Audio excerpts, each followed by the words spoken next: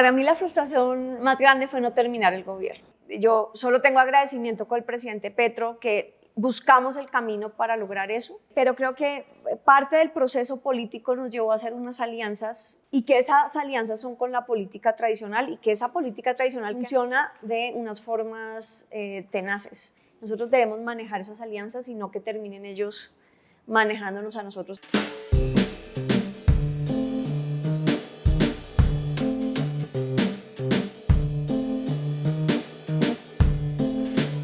Susana, bienvenida. Gracias por aceptar esta invitación y por estar con nosotros y con nuestros seguidores, lectores y quienes van a aprovechar esta entrevista para conocerte o para conocerte más, porque muchos, pues, en lo reciente que hiciste, pues, fuiste una figura pública o eres una figura pública.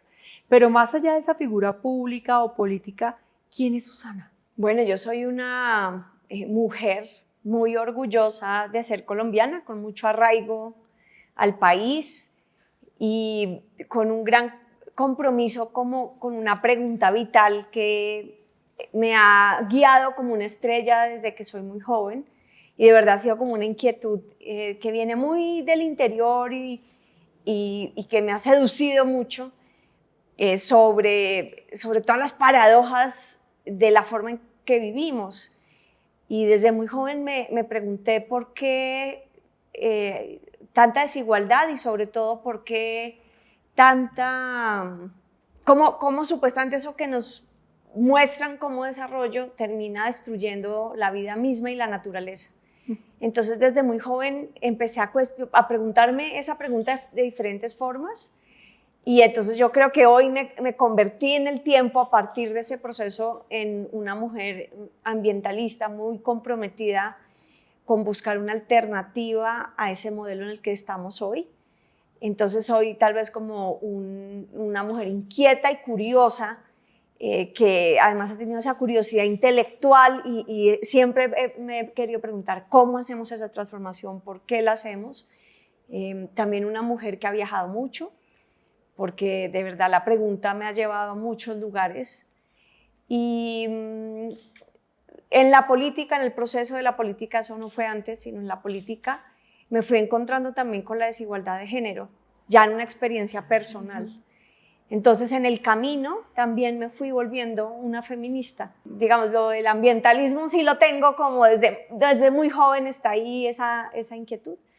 Pero lo del feminismo fue realmente un proceso más reciente por las experiencias de la política misma. Eso me resume, soy una mujer entregada a esa causa, en realidad. Y el progresismo, obviamente, por el tema social. Sí, porque... que reúne todos esos... Sí, digamos, la izquierda tradicional confrontó el modelo capitalista desde la desigualdad, desde la explotación del capital a los trabajadores. O sea, había una gran masa de personas que tenían que trabajar para unos que acumulaban capital.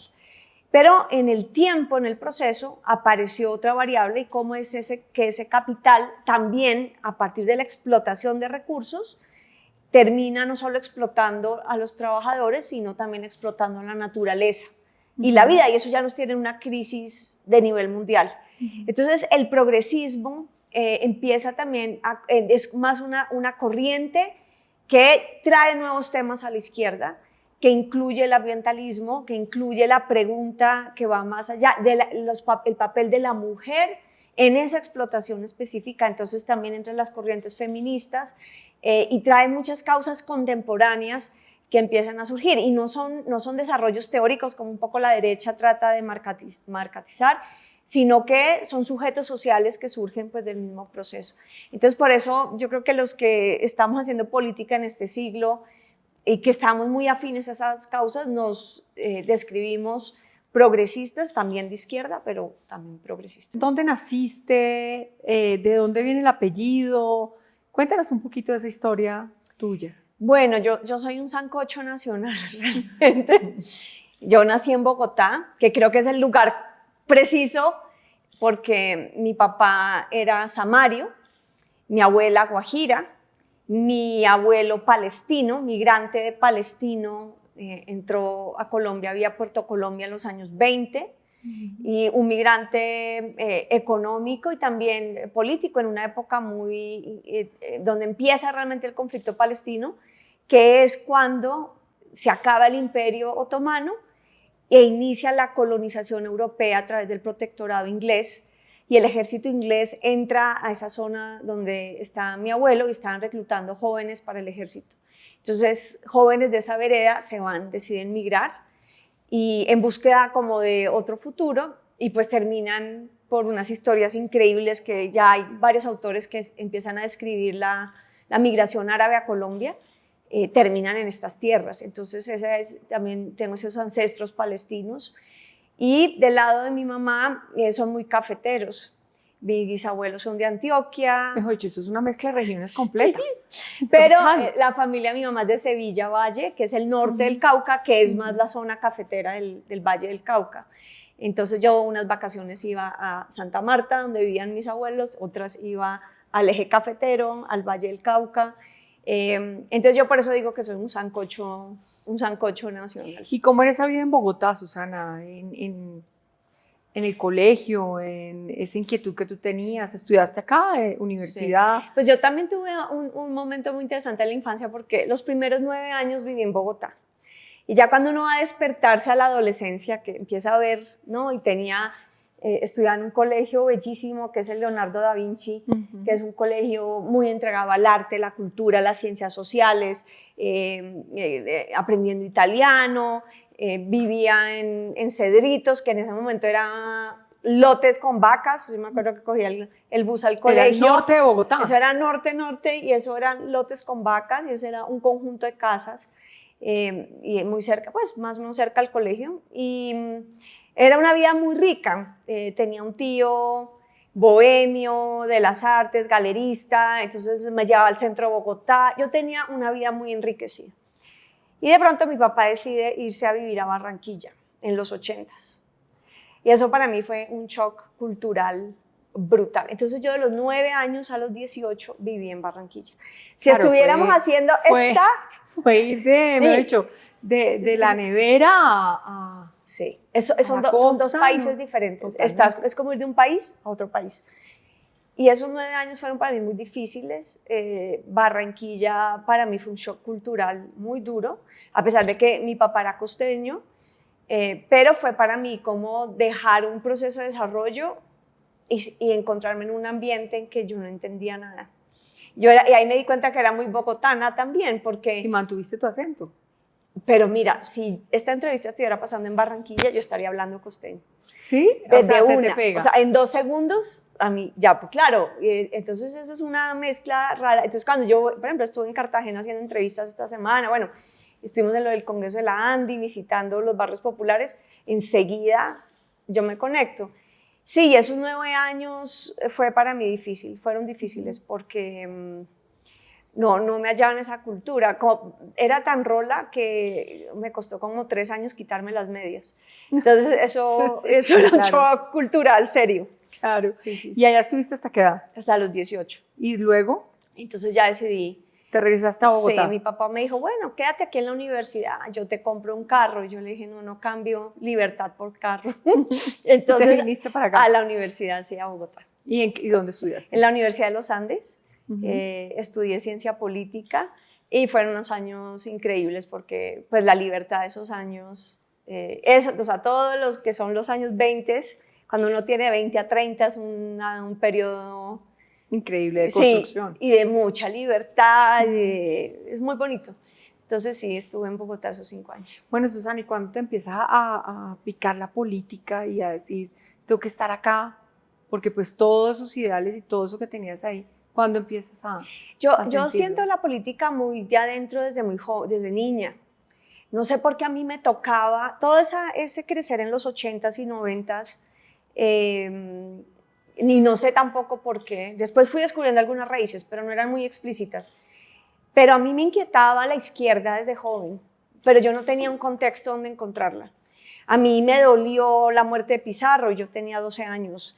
Yo me identificaba con esas figuras políticas, yo me identifiqué con la Constitución del 91 a pesar que yo tenía 15, 16 años. A esa edad entré a un curso de liderazgo donde fuimos a explicarle a otros jóvenes los derechos que la nueva Constitución traía.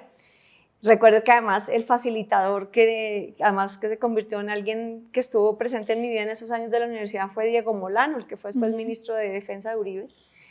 Él fue el facilitador de ese, él es como 10 años mayor que yo, 5, y ahí nos conocimos. Bueno, yo cuando hice mi trabajo de grado del colegio,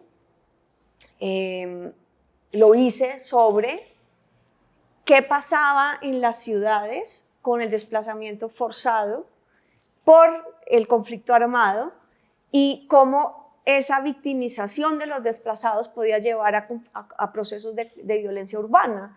Y yo a los 17 años me fui a Montería, a los barrios de desplazamiento forzado, donde estaban las peores masacres paramilitares, a hablar con los desplazados, a entender qué estaba pasando. Para mí fue muy sorprendente escuchar las historias y empezar, y eso que pues en esa época no teníamos internet, ¿no? Todo tocaba ir a una biblioteca, una librería. Cuando ellos me dicen, no, es el ejército el que nos desplazó, el que nos quemó los ranchos. Yo no entendía eso en una concepción de Estado, y ahí fue que yo decidí estudiar ciencia política. Yo quería entender más la historia política de Colombia, más la lógica de cómo funcionaba esto, y fue además por mi inquietud de qué pasaba con la violencia, que la estábamos viviendo muy fuertemente en el país en ese momento, y qué pasaba con el conflicto armado colombiano. Y entonces por eso ¿Tus papás tenían alguna inclinación política o eran...? Bueno, mi papá le gustaba debatir, pero ninguna persona en mi familia había estado involucrada antes en política. Pero mi papá era conservador y le gustaba, o sea, en la mesa del comedor debatíamos, y a mí me gustaba debatirle a él también. Mi mamá, yo lo que veo ahora es que me educó en una educación muy liberal. Mi mamá es como la progresista y la feminista, pero un poco por debajo, ¿no? Como una subcorriente. Claro, después me enteré, muchos años después, que mi abuelo, al que solo pude ver una vez o 2 veces en la vida, el papá de mi mamá, pues era un profesor de escuela comunista. Entonces, ahí esas cosas se transmiten. Eso viaja, el ADN se trae. Sí, bueno, eso Susana, viaja. Y uno, pues digamos que si tú ves todo eso que has vivido, todo eso que tuviste que recoger y tener para ser la Susana de hoy, ¿qué experiencia o qué experiencias dirías tú que de tu vida personal marcan la apuesta que le estás haciendo hoy? Es esa pregunta que yo voy elaborando en la universidad, voy entendiendo, me lleva a un viaje fuera del país durante 9 años. Entre el año 2001 y el año 2009 yo vivo fuera de Colombia. ¿Dónde vives? Entonces me voy primero a Sudáfrica, primero me voy un año a Holanda a trabajar con una organización de estudiantes, hago parte de una junta directiva de una organización mundial. Y ahí yo empiezo a trabajar los temas de sostenibilidad desde la perspectiva empresarial. Y tengo una capacidad de ver muchas cosas. De ahí me voy diciendo, bueno, ¿quién en este mundo vive sosteniblemente? Yo quiero ver eso cómo es, dónde está. Y aplico por email a un voluntariado en Sudáfrica y me voy a vivir en un proyecto de un emprendedor que queda en una zona de desarrollo minero gigantesca, es las segundas minas de platino más grandes del mundo, a una ecoaldea que en la mitad de todo esto este emprendedor loco está tratando de hacer un proyecto de sostenibilidad ecológica con la comunidad local. 10 años después de que se acabara el apartheid en Sudáfrica, entonces las heridas raciales y sociales están súper vivas, y yo me voy a vivir a esa ecoaldea como un año de voluntaria, sin plata. Eso es una locura, vivir allá de la tierra con esa comunidad. Y yo creo que en ese microcosmos yo vi como todos los conflictos del extractivismo. Yo vi a los hombres de la comunidad ir a trabajar en las minas, vi a la comunidad tener unos problemas de salud brutales y después darme cuenta que lo que había era una epidemia de SIDA. Vi a esa comunidad tratando de hacer un paradigma de sostenibilidad, de agroecología, en medio de semejante máquina del desarrollo. Eso a mí me marcó mucho. Duré mucho tiempo para entender qué es lo que yo había vivido allá culturalmente, socialmente. Pero de ahí después hice mi maestría en Sudáfrica también en un instituto todo en contradicciones, fíjate. En la universidad de donde salió la ideología del apartheid, que es la Universidad Stellenbosch en Ciudad del Cabo, pero en un instituto progresista de esa universidad que se dedicaba muy temprano en esa época ya a mirar los paradigmas de sostenibilidad. Entonces yo tuve profesores de la India, profesores de América Latina, pero la gente más progresista que trabaja desde las comunidades, en una maestría que es viva, en donde estamos construyendo proyectos concretos. Entonces la maestría fue también muy interesante y de allí doy un salto y me voy a trabajar 5 años a una multinacional que es la Shell, la petrolera. Y me voy a trabajar adentro de la Shell a buscar cómo convierto una empresa de petróleo en una empresa de energía sostenible.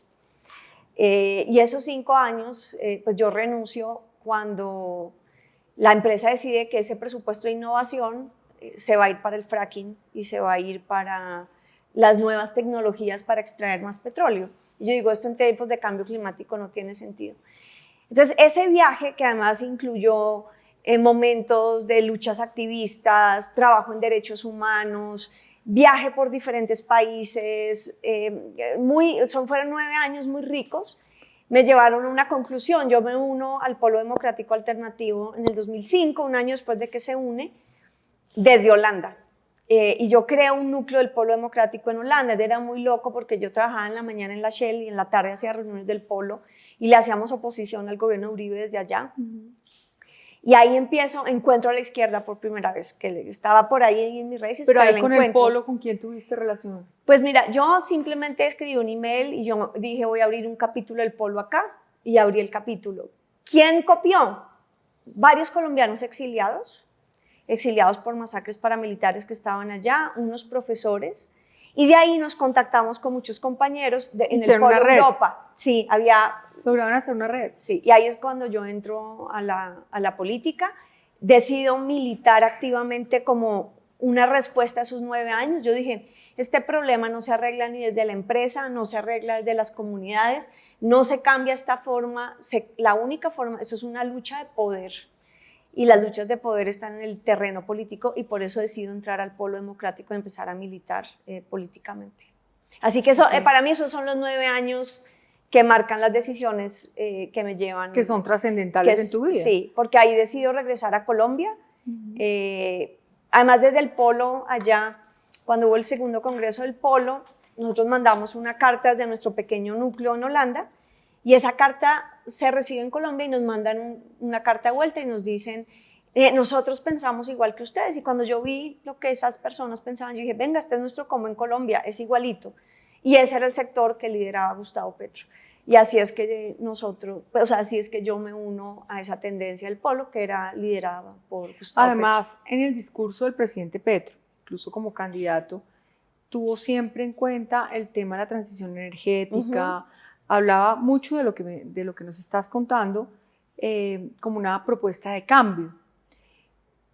Definitivamente, pues tú llegas al ministerio y hay una expectativa muy grande de ese cambio. La gente quería ver ese cambio inmediato. Dentro del ministerio que tú dirigiste y trabajaste, ¿lograste hacer cambio? Sí, yo creo que sí logramos. Porque ¿Qué lograste? No es un cambio del Ministerio de Ambiente. Y ese, digamos, es como el paso que debemos dar, el siguiente paso del segundo gobierno del cambio. Es un cambio sistemático de la economía y de la forma de vivir. Y eso es una transición. Eso no pasa de un día para otro. Pero desde lo que me correspondía a mí en el ministerio, alcanzamos a decir, bueno, ¿dónde abordamos la principal fuente de emisiones de gases de efecto invernadero de Colombia? Y cómo en el programa integral de gobierno vamos generando la transición económica de Colombia. Y esa transición, en efecto, inició. Primero, porque logramos reducir la deforestación, que es un proceso que lo que probamos es que necesita una inversión permanente, y para avanzar hacia esa meta, que además la pusieron otros gobiernos y nosotros la seguimos, de 0 deforestación al 2030, y pues logramos las cifras más bajas de deforestación en 23 años, inclusive enfrentando economías ilícitas y buscando unas economías que regeneraran la naturaleza, que fue lo que empezamos a probar en la Amazonía con los núcleos de desarrollo forestal. Digamos, para mí ese era como el principal objetivo del Ministerio de Ambiente. Pero en la transición económica más grande, el gobierno empezó a hacer el énfasis de la reforma agraria y el énfasis en la agricultura para empezar a tener otros renglones económicos que empiecen a reemplazar la participación en el PIB y los ingresos que generan los hidrocarburos y la explotación y exportación de hidrocarburos. Eso incluyó dos sectores claves: la agricultura, que ha avanzado como nunca antes en términos de reforma agraria y también ha crecido en la participación en el PIB, pero también el turismo y sobre todo el turismo de naturaleza. Entonces, ahí fue que creamos la campaña Colombia, País de la Belleza, atando los atributos naturales del país. Eso se hizo desde el Ministerio de Comercio, Industria y Turismo, pero fue, digamos, conceptualizar en una conversación que tuvimos el presidente Petro y yo en septiembre del 22 en la primera Asamblea de Naciones Unidas a la que fuimos. Porque en esa conversación yo le dije: presidente, la belleza es un atributo que debemos valorar para poder conservar la vida en Colombia. Y ahí él entró a esa reunión, recuerdo, era con todos los empresarios norteamericanos, y él dijo: es que Colombia es el país de la belleza. Y a partir de ahí empezó la conceptualización de la campaña. Hemos pasado de 4.2 millones de turistas internacionales en el año 2022 a 6.8 millones de turistas en el año 2024, y empieza ya a generar más divisas el turismo internacional que el carbón. Entonces ahí tú empiezas a ver que es posible, no de un día para otro, pero sí en una transición responsable, que Colombia empiece a generar una transición productiva que logre dos cosas: mayor inclusión social, es fundamental, y segundo, regenerar la naturaleza que hemos perdido en Colombia. Si nosotros logramos hacer esos dos movimientos y descarbonizar el país lo más posible, esos tres movimientos, Colombia entra a la economía del siglo XXI y empieza a ser algo muy interesante y muy importante que el mundo está buscando, y Colombia puede ser una fuente de soluciones para el planeta que no nos imaginamos. O en la cabeza está el tema de la Amazonía, sí, ¿cierto? Pero hay mucho más que eso. En este país deforestamos ya 80% de los Andes y deforestamos casi 90% del Caribe. ¿Dónde están pasando las mayores tragedias ambientales? Cuando tenemos excesos climáticos, cuando tenemos eventos extremos. Siempre las noticias son o sequías extremas en el Caribe o deslizamientos de suelo en los Andes. Hay una misión que el país debe hacer, y es una misión que puede ser en sí misma un proceso productivo y de inclusión social: regenerar la naturaleza donde vive la población. Uno, para cuidar el agua, y dos, porque esa regeneración puede ser productiva. De allí pueden salir insumos y productos y servicios que pueden ser de alto valor e innovadores en la economía, porque el mundo está buscando soluciones naturales. La gente quiere reemplazar el plástico. Nosotros podríamos generar unas nuevas fibras y unos nuevos materiales para reemplazar el plástico. Las mujeres queremos cosméticos naturales que no nos envenenen. Los alimentos, hay una necesidad de alimentos diversos, nutritivos, que no se hagan con químicos. La regeneración de la naturaleza puede ser productiva, y esa productividad puede generar cadenas de valor que le den al mundo lo que el mundo necesita. Pero ¿qué tenemos que aplicar? Le tenemos que aplicar conocimiento a eso. Y lo más bonito es que en Colombia existe ese conocimiento. No estamos a años luz.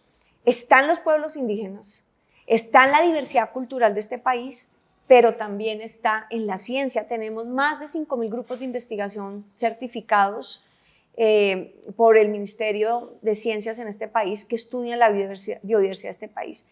Tenemos por lo menos 10 institutos de investigación públicos, pero todo está fragmentado, sin una visión estratégica, sin una misión de cambio que nos lleve a esa prosperidad. Y eso además nos llevaría a salvaguardar el agua. Sin agua no hay nada. Salvaguardar el agua aún con cambio climático. Salvaguardar la soberanía y la seguridad alimentaria del país, que es súper importante. Pero la oportunidad de generar productos y servicios de valor agregado únicos que también nos den prosperidad. Pero lamentablemente yo diría que ojalá, digamos, tuviéramos esa filosofía todos, pensáramos de esa forma. Pero tenemos un fenómeno muy complicado que creo que también contribuye a la deforestación, a acabar con la riqueza nuestra natural, acabar con la conciencia, porque desafortunadamente también acaba con la conciencia, y es el narcotráfico. Eso olla, como una precandidata, ¿cómo lo ves? ¿Cuál sería una propuesta o cuál sería tu propuesta frente a eso? Sí, hay unas economías ilícitas. Una de esas es el narcotráfico. Ahora ya tenemos un multicrimen de varias economías ilícitas que, tienes razón, han degradado la cultura y han degradado la política. Así que yo creo que hay que darle dos miradas a esto. Una mirada empieza por la política misma. La política, quiero decir, el manejo del poder en Colombia. Y hay que reconocer que parte de ese manejo del poder en Colombia ha estado asociado a estas mafias. Porque estas mafias no subsisten sola. No es que la economía ilícita y los mafiosos vinieron y nos invadieron como extraterrestres. No, eso es de años. Y no solo de años, sino que está ya en el centro del poder social, económico y político del país, incrustados. Entonces y eso es un tema que creo que al progresismo le corresponde, nosotros necesitamos luchar por una política limpia. Ese es un primer factor clave y eso implica una masa crítica de colombianos y colombianas que podamos dar esa batalla. No va a ser perfecta, va a ser dificilísima, pero nunca hay que resignarse a lo que hay, sino trabajar. Lo segundo ya es en términos de política pública. Estas economías ilícitas están concentradas en territorios que además también, fíjate, son los territorios donde hay que consolidar la paz y son los territorios donde está la biodiversidad del país. Si esos territorios se arruinan, Colombia entra en una crisis a todo nivel, porque vamos a tener problemas de agua, vamos a tener problemas... ¿Qué era lo que tú decías? Sí. Nuestra riqueza está en manos de... O sea, parte de esa riqueza. Parte de esa riqueza. No, es una disputa. Porque también está en manos de los resguardos indígenas, está en manos de los consejos comunitarios negros, que por eso son altamente victimizados, líderes sociales asesinados, porque están resistiendo en esa disputa a sostener sus formas de vida, a sostener sus conocimientos. Están en manos campesinas, están también en manos de la economía ilícita. Entonces es una disputa territorial. ¿La hemos perdido del todo? No. ¿Es peligrosa? Sí. ¿Nos está retando? Sí. Inclusive el asesinato de Miguel Uribe es un síntoma de que esa mafia quiere entrar a la política. O sea, que se quiere volver a involucrarse en el futuro político del país a través de la violencia política. Eso no lo podemos permitir. ¿Eso es quién? Pues las mafias, porque de acuerdo a las investigaciones que hasta ahora se han revelado, pues presuntamente esto viene de esas economías ilícitas. Esa es una decisión política de esas economías ilícitas hacer ese crimen. Eso de acuerdo hasta ahora, ¿no? Que pues además en tiempo récord va apuntando la investigación judicial, pues gracias a que no se mató el sicario. Pero respondiendo a tu pregunta, hay que construir una política de 5 pilares que tienen que implementarse sistemáticamente en esos territorios. Ningún pilar solo funciona. Entonces, un primer pilar es lo que yo llamo el acuerdo social y político con las comunidades del territorio. Esto se ha llamado en el pasado sustitución de cultivos ilícitos, sustitución de economías ilícitas, pero eso es muy reduccionista. Porque no es solo la economía, es los derechos territoriales a la tierra, es la estabilidad de la población, es la construcción del Estado social de derecho, es un pacto político y social del Estado con ellos. Y eso funciona, eso fue parte de lo que hicimos para bajar la deforestación. Y las comunidades quieren hacerlo, las comunidades prefieren estar con el Estado que en manos de la economía ilícita. Pero el pacto del Estado debe ser serio. Ahora, para que esto pase, necesitamos fortalecer la investigación criminal, porque los operativos se convirtieron desde la fumigación con glifosato hasta los operativos contra deforestación, hasta, pues que hay que hacerlos, yo no digo que no, pero no lo de glifosato, pero hasta quemar o explotar la maquinaria amarilla de las minas. Esa es parte de una política que va como a la base de lo que está pasando, pero no va a la estructura que lo está produciendo. ¿Dónde están los capitales que invierten billones de dólares en estas operaciones? ¿Quién se renta esos capitales? ¿Dónde está la estructura mafiosa? ¿Y cuál es su relación con agentes del Estado y con agentes económicos legales también? Entonces, claro, ¿qué pasa? Que la investigación criminal también es filtrada por la misma mafia. El Estado, yo si fuera presidenta, invertiría en una acción judicial y de investigación criminal lo más sofisticada posible, le invertiría plata porque necesitamos llegar hacia las estructuras criminales, o si no, esto es un círculo de nunca acabar. Van 2 pilares. Tercer pilar, algunos candidatos dicen, vamos a renunciar a la paz total. Yo digo, no, no hay que renunciar a la paz territorial, pero sí hay que crear marcos jurídicos fuertes para que esos actores que están en territorios también tengan una vía de escape legal, que se acojan a un futuro diferente, a perecer en manos de esas mafias. Y cuarto, la fuerza pública, que si la fuerza pública no se deja corromper, que es el problema también, porque se vuelven cómplices en el territorio de las economías ilícitas, si logramos una ética de la fuerza pública y un trabajo con estos otros 3 pilares, para proteger al Estado y las comunidades en este proceso del pacto político y social, si son un apoyo para la investigación criminal, yo creo que con esos 4 pilares, trabajando sinérgicamente, con total énfasis en esos territorios, el Estado le puede poner cara a esas economías ilícitas. Yo no sé si va a ganar o no, porque también hay un quinto factor, que esto es un crimen multinacional, que esto traspasa nuestras fronteras, que además hoy el gobierno de los Estados Unidos lo que quiere es pensar que con submarinos nucleares y con barcos gigantescos de guerra y operaciones militares va a acabar con un problema que no es un problema militar, es un problema económico en donde el mercado principal están sus consumidores y deberíamos más bien pedirles cuentas a ellos dónde está el control del consumo y la demanda. Porque es, si no, un círculo de nunca acabar. Así que también creo que en la política internacional hay que seguir trabajando la legalización de las drogas. Ok, Susana, ¿cuál ha sido la frustración más grande durante este tiempo que has estado con el progresismo? No, para mí la frustración más grande fue no terminar el gobierno. Yo la verdad, sí, yo tenía mucha ilusión de terminar. La verdad, mi vocación era quedarme en el gobierno. Yo solo tengo agradecimiento con el presidente Petro, que buscamos el camino para lograr eso, pero creo que parte del proceso político nos llevó a hacer unas alianzas que además entiendo que se tienen que hacer alianzas políticas para ganar el poder nacional, no hay cómo hacerlo todavía solos, hay que buscar el camino de que seamos mayoría progresista y que esas alianzas son con la política tradicional y que esa política tradicional que además está enquistada en el Congreso de la República funciona de unas formas tenaces. Y yo creo que no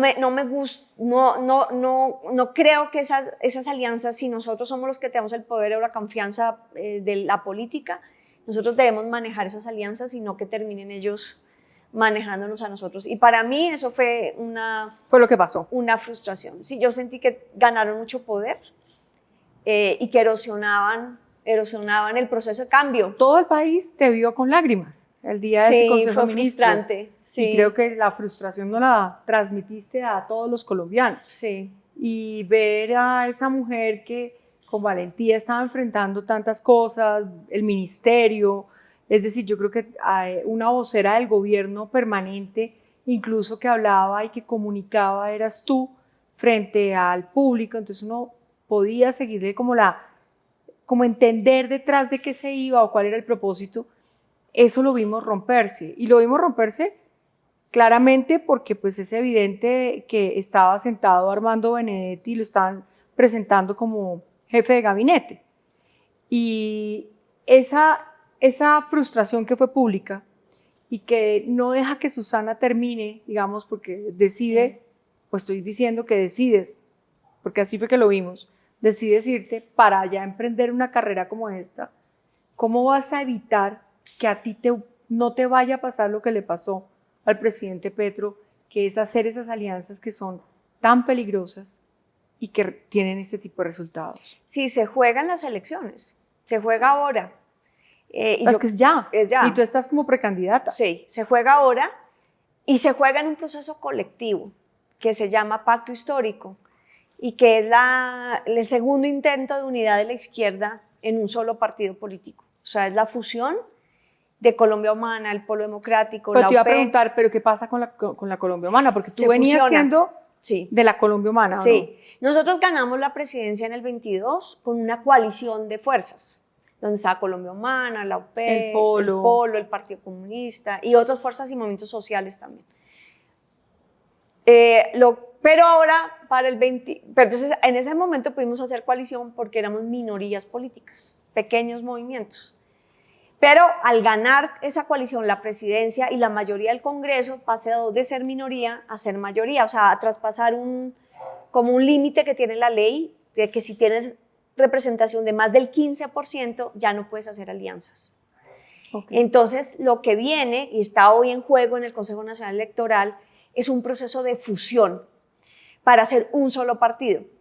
Y entonces esa unión que tuvimos habrá convertirla en partido político, que se vuelve un partido político mayoritario en Colombia, o sea, con poder político. ¿Quién dirige hoy el Pacto Histórico?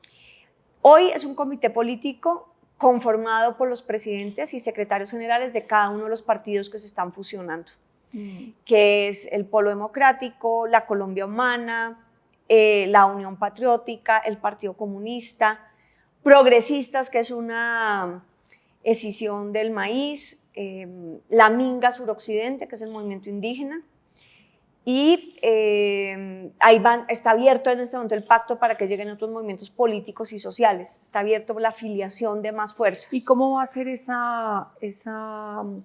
cómo van a solucionar a través de la consulta, pero cómo va a ser ese proceso?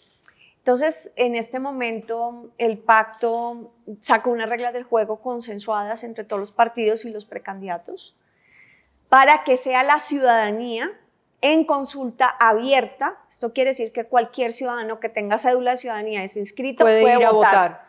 Ajá, para decidir quién debe ser el candidato o candidata del pacto histórico a la presidencia. ¿Cuántos candidatos hay? En este momento yo todavía no estoy segura cuántos realmente porque son. Porque todos los días sale un candidato más. Serán, la verdad al final sabremos el número, ¿cierto? El último día de la inscripción, que será el 26 de septiembre. Es una campaña formal muy corta, solo de un mes, porque el 26 de octubre ya es la votación. Pero en este momento que han expresado que están en el proceso, está Gustavo Bolívar, María José Pizarro, Carolina Corcho, Gloria Flores, estoy yo, y se ha hablado de que Quintero está interesado, se ha hablado de la posibilidad que entre Iván Cepeda. Bueno, hasta ahí llevo yo la cuenta. Daniel Quintero, quien te ha atacado muy duro, ¿no? Pues yo también a él. Pues no es como que lo ataque, sino que yo no ataco como a las personas, porque nunca he ejercido esa política de personalismos, sino que creo que políticamente nosotros vamos a ir a un segundo paso, que se llama el Frente Amplio, que es en marzo. O sea, vamos, primero, ¿quién es candidato o candidata de la izquierda, del pacto histórico, del progresismo? Y luego vamos con un centro que apoyó al presidente Petro a una consulta interpartidista en marzo, para entre todos esos, ahí sí elegir quién será el candidato o candidata. Cuando hablas del centro, ¿quiénes? Ahí estuvo Fuerza para la Paz, que es el partido de Roy Barrera, fue parte del pacto en el año 2022. Hay personas como Luis Gilberto Murillo interesadas, está el partido En Marcha, donde está Juan Fernando Cristo, está Carlos Caicedo con Fuerza Ciudadana, que fueron todas fuerzas que estuvieron en la coalición. Tenemos que acumular suficiente fuerza, porque acá sí hay un objetivo común, que es ganar las elecciones. Y que la derecha no regrese al poder. Ese es el objetivo común. Entonces nosotros estamos dispuestos hasta el centro socialdemócrata inclusive, no necesariamente solo nosotros. Ahora, desde nosotros nos interesa un candidato o candidata fuerte de nosotros y que ganemos en marzo también, y que el progresismo vuelva a ser el corazón de la coalición, como lo fue con Gustavo Petro. Pero si gana alguno de ellos, pues nosotros los respaldaremos y seremos parte de esa coalición. Ahora, ahí es donde yo tengo la diferencia con Daniel Quintero. Es que uno puede ser un liberal con buen marketing y disfrazarse de lo que sea. Entonces él en estas semanas está tratando de volver el más progresista, el más antisistema, el más radical, pero eso no es él y esa no es su historia. Entonces, bueno, todo en política se simula. Entonces yo he sido abiertamente crítica a que él entre a la consulta del pacto. Me parece que, yo no estoy diciendo que él no esté en nuestra coalición, nunca he dicho, me parece que él debe estar en marzo en el Frente Amplio y no querer venir con su plata, sus redes, bueno, el poder que tiene, pues que hay que ser objetivos en eso, a querer ser el candidato de la izquierda. porque no corresponde. Lo dije en el comité político a los partidos, no estoy de acuerdo, lo digo públicamente. Ahora, los partidos y el proceso es el que decide si él estará, porque todos vamos a tener que pasar por un comité de ética, por un comité de garantías electorales, y ahí se mirará si ese comité decide que él entra o no entra, y también los partidos políticos. Pero yo creo, o sea, esa es mi posición, creo que su lugar realmente es el Frente Amplio, y tampoco me parece que para el pacto, que va a ser un partido que nace, apenas van a ser, pues tener un candidato imputado por corrupción no me parece el mejor mensaje. Claro, si vamos a la coalición, pues es la misma situación, pero pues allá nos disputamos con él eso. Pero, porque además él se volvería el líder político de la izquierda, y a mí me parece que eso es una simulación. O sea, al final esa coalición allá termina siendo entre centro y centro. Pero ¿por qué insistir en una ruta de una coalición cuando la coalición les hizo tanto daño en este gobierno? Hay que aprender, pero lo cierto es que lo que peor que nos puede pasar es que la derecha... Sin ellos no hubieran ustedes llegado a ser, o sea, Gustavo Petro no hubiera sido presidente. Es que eso es objetivamente, se mira en la diferencia de votos de primera y de segunda vuelta, o sea, eso es un dato objetivo. Y en este momento todavía nos toca hacer coalición, nosotros no tenemos suficiente fuerza. Ahora, eso también, porque yo sí en eso soy muy progresista, yo confío en la decisión popular de la ciudadanía, y es nuestra tarea política que cada vez tengamos más fuerza electoral y más fuerza popular, porque en una democracia quien decide es el pueblo. Aquí también se hacen demasiados cálculos políticos, y de pronto la gente se cansa de todo, tira todo por la ventana y termina eligiendo a alguien totalmente inesperado. Eso puede pasar en una elección, y esa es decisión de la ciudadanía. Entonces creo que ahí también hay que fomentar mucho ese poder popular. El pacto histórico es un proceso para hacer un gran frente popular y político, un partido movilizador, un partido movilización, un partido movimiento. Y es crear ese instrumento político a mí me da mucha ilusión, y por eso también estoy muy activa en este nuevo capítulo del pacto. No es fácil porque nuestras tradiciones de izquierda son muy diferentes, ya vivimos eso en el Polo hace 20 años, pero hay un momento histórico diferente. Es la primera vez que fuimos gobierno, nuestra responsabilidad histórica es otra. Cuando yo entré al Polo en el año 2005, hace ya 20 años exactamente, el Polo era una minoría política de oposición, donde su única aspiración era el Congreso de la República, y por primera vez llegamos a la alcaldía de Bogotá por esos años, pero no había experiencia de gobierno previo. Entonces, este es un momento histórico diferente. Ya fuimos mayoría en el Congreso, ya fuimos gobierno nacional, hay que derivar las lecciones de eso y hay que dar otro paso. Lo que no podemos es dar un paso atrás, que significa el regreso del uribismo al poder.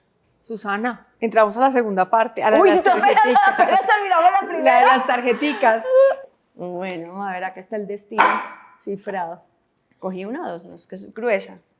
Ay, Dios, infancia. Como, no sé por qué se vino el uniforme del colegio italiano, no sé por qué se me vino eso en la cabeza.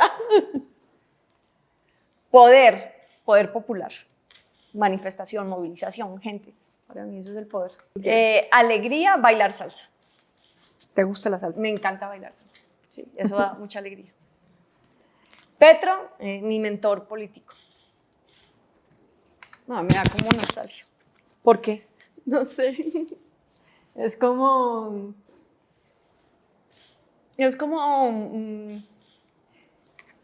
una relación de mentoría, de mucho respeto, mucha admiración, y mucho agradecimiento también por su sacrificio, que todavía está ahí, que sigue, y que soy consciente de lo que significa en la vida, pues como el poder y también la fuerza del poder.